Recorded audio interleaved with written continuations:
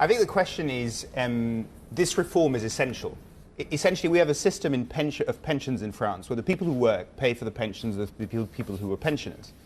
And in the 1970s, you had 3 people in work for 1 person in pension. Today, that's 1.6. And people are living much longer in pension life. And so the system just doesn't fund itself anymore. And so we're looking at deficits, running deficits every year between 10 and 15 billion, accumulating to 100, 150 billion between 2030 and 2035. And that just isn't sustainable. So the responsible thing to do here, and it's a difficult reform. Listen, we're asking people to work more.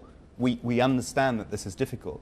But the responsible thing to do here is to balance the books and make sure that this great pension system that we have can survive for another 40 years like it has for the last 40 years.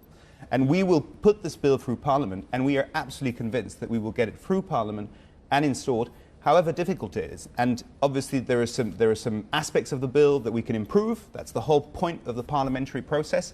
But we're committed to balancing the books, because that's essential for the survival of the pension system. Look, France is in the same place as the UK, every other European country that has a state pension system that is based on workers currently paying for the future liabilities of workers who've moved into retirement. So I think we all understand that. I think the challenge is how you sell it, clearly, and it's not going well at the moment.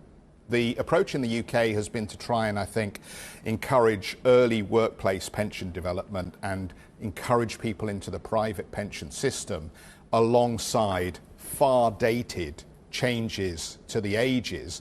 And that way people almost don't know it's happening until they get there.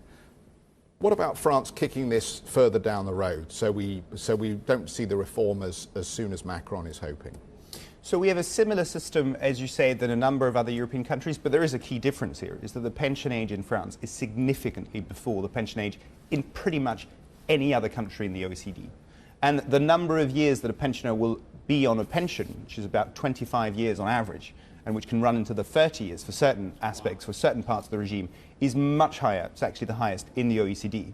So actually, we really think there's a way of balancing the books, going through this procedure of slightly moving down the pension age to 64, which is still below the vast majority of European countries. We're moving from 62 to 64.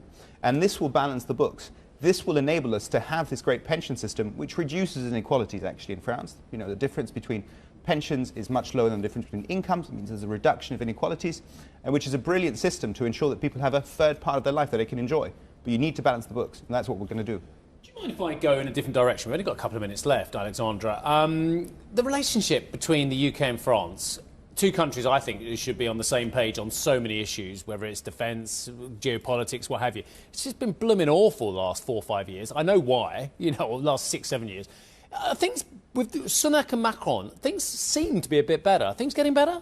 Things are definitely getting better. And I was in London yesterday with my friend Stephen Crabb, who's the chair of the Friendship Group in the British Parliament. I'm the chair of the Friendship Group between the UK and France in the French Parliament. Yeah. And we've been working together for years now, building up to this moment where Prime Minister is going to come to Paris in a few weeks. And there's a real momentum behind building that relationship based on a number of different factors. But the truth is, our 2 countries, who are 2 neighbours, similar size economy, similar challenges, similar histories, but the truth is we're probably the closest countries in terms of histories, challenges and futures.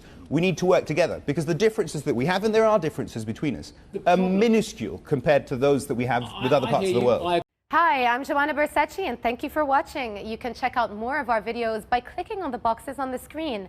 And don't forget to subscribe to our channel for more from CNBC International. Thank you for watching.